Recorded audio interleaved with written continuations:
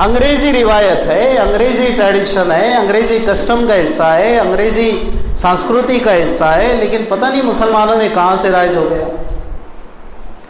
देख रहे हैं कि कसरत से लोग बर्थडे मनाते हैं, हालांकि इस्लाम से इसका कुछ लेना देना नहीं है।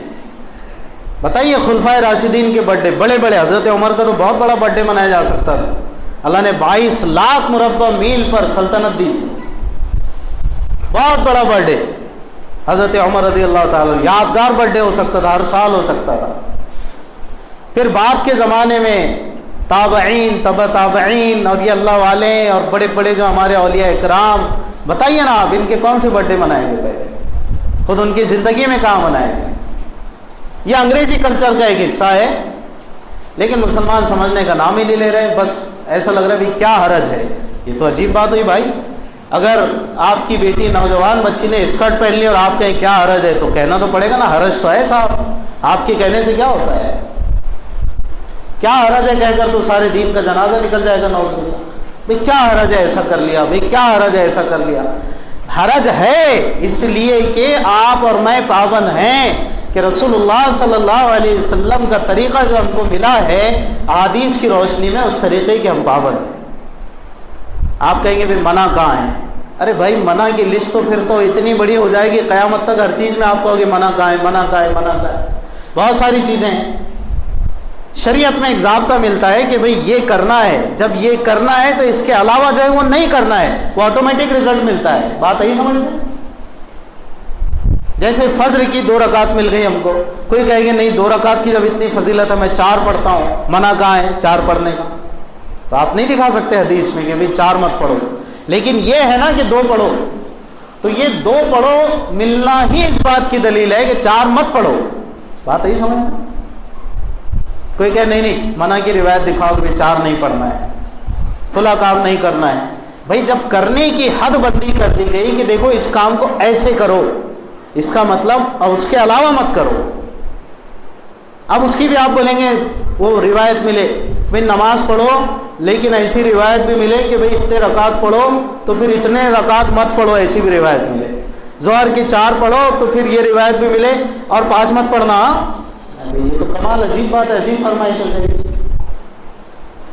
तो एक बात याद रखो, रसूलुल्लाह सल्लल्लाहु अलैहि वसल्लम ने जो हदबंदी फरमा दी उस हद पे कायम रहना। पता नहीं मुसलमानों में ये बर्थडे मनाने का रिवाज कहाँ से आ गया। और सुनने वालों बुरा मत जानो, ये देखो भाई मेरे, जब कोई आदमी कहता है तो इस्लाह की नीयत से कहता है। अब अगर हम मुलव्विस हैं तो हमको बुरा लगना शुरू हो जाता है। ईमानदारी से, इंसाफ की निगाह से हमेशा गौर करना कि कहीं हम गलत तो नहीं कर रहे हैं। कहने वाला चुपता तो है ऐसे वक्त में कि यार हम जो कर रहे, क्योंकि आप जो कर रहे हैं उसके खिलाफ सुनने को मिलता है ना, तो ज़रा बुरा लगता है। नहीं, अल्लाह के वास्ते ज़रा ठंडे दिल से सोचा करो कि भाई ये तो सरासर अंग्रेज़ों की तहजीब से आया है। आप निकालिए ना इसकी हिस्ट्री, अंग्रेज़ों ने इसका रिवाज डाला है। पता नहीं दुनिया भर में जितने डेज चल रहे हैं, ये डे वो day, mother day, teachers day, daughter day, पता नहीं कहाँ से डे। ऐसी बात है, यूरोप की देन है ये सारी, यूरोपियन कल्चर का हिस्सा है, उनकी उपज है, उनकी सोच है। मुसलमानों में तो नहीं था। कौन सी सही बुखारी, मुस्लिम और सियाह सित्ता की रिवायात से आप बता सकते हैं ये डेज और ये डेज और ये डेज? जाहिर सी बात है यूरोप कल्चर का हिस्सा है, यूरोपियन कल्चर का हिस्सा है, मगरबी तहजीब का हिस्सा है। ऐसे ही बर्थडे भी मगरबी तहजीब का हिस्सा है। मुसलमानों का इससे कुछ लेना देना नहीं। मुसलमानों ने इससे बचना भी चाहिए, इसलिए कि हदीस में बड़ी सख्त वहीद जो आई है ना, मन तशब्बह बिकौमिन फहुव मिनहुम, जो किसी कौम की नक्काली करेगा वो उन्हीं में शुमार किया जाएगा। तो ये नक्काली तो है यूरोप की, अंग्रेजी तहजीब से आई है ये चीज़। अगर मुसलमान भी इसको कर रहे हैं तो इसका मतलब वो उनकी नक्काली कर रहे हैं। बहुत बुरी बात है, बचना चाहिए। मैं आपसे दरख्वास्त के लबो लहजे में कहना चाहता हूँ, बचना चाहिए। पता नहीं हमने कहाँ से इसको रिवाज दे दिया। और एक अकली दलील मैं आपको देता हूँ, चे जाए कि आप दलाइल में उलझे, मैं उलझूँ, बताओ ये वो। भाई उसकी बजाय आप मुझे बताओ ना, बर्थडे जो आप अपने बच्चे का, जिसका भी, या खुद का भी, या भाई का, बहन का, पता नहीं जिसका भी हो, आप जो सेलिब्रेट करते हैं कौन सी तारीख के एतबार से करते हैं? आप बताइए ना। आम तौर से आप 99.99% कहा जाए تو آپ انگریزی تاریخ ہی کے اعتبار سے سیلیبریٹ کرتے ہو اس کو، برابر. جب انگریزی تاریخ کے حساب سے کر رہے اس کا مطلب عربی یا اسلامی مزاج سے یا اسلامی جو ہم کو رنگ ڈھنگ دیا گیا اس سے اس کا کچھ لینا دینا نہیں، کیونکہ آٹومیٹک ہم خود اس چکرویوں میں پھنس چکے ہیں کہ ہم اس کو انگریزی کے اعتبار ہی سے سیلیبریٹ کر رہے ہیں. اس کا یہ مطلب نہیں ہے میں آپ سے کہہ رہا ہوں کہ آپ عربی کے اعتبار سے اور اسلامی اعتبار سے کیجیے، نہیں، وہ درست ہی نہیں ہے. پتہ نہیں مسلمانوں میں کہاں سے رائج ہو گیا برتھ ڈے منانا، بڑے بڑے کیک اور پھر جناب علی کافی پیسہ اس کے پیچھے خرچ ہوتا ہے، یہ سب ہوتا ہے، پتہ نہیں کہاں سے آ گیا.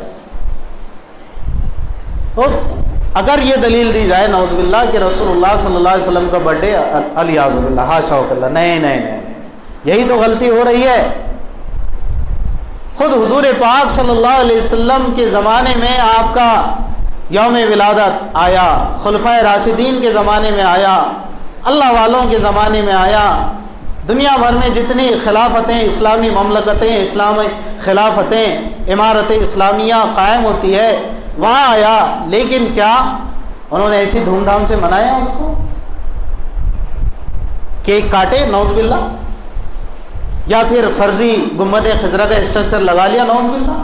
کیا گھروں کو سجا لیا اور جلوس نکال لیا نعوذ باللہ؟ نہیں،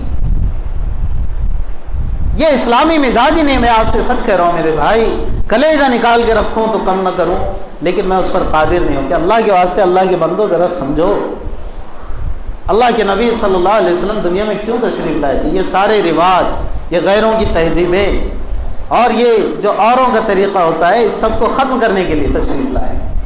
ایک صاف ستھری نپی تلی زندگی ہم کو دینے کے لیے آپ تشریف لائے. پیارے نبی صلی اللہ علیہ وسلم کا اسوہ حسنہ یہ ہمارے لیے آخری اور حرف آخر ہونا چاہیے.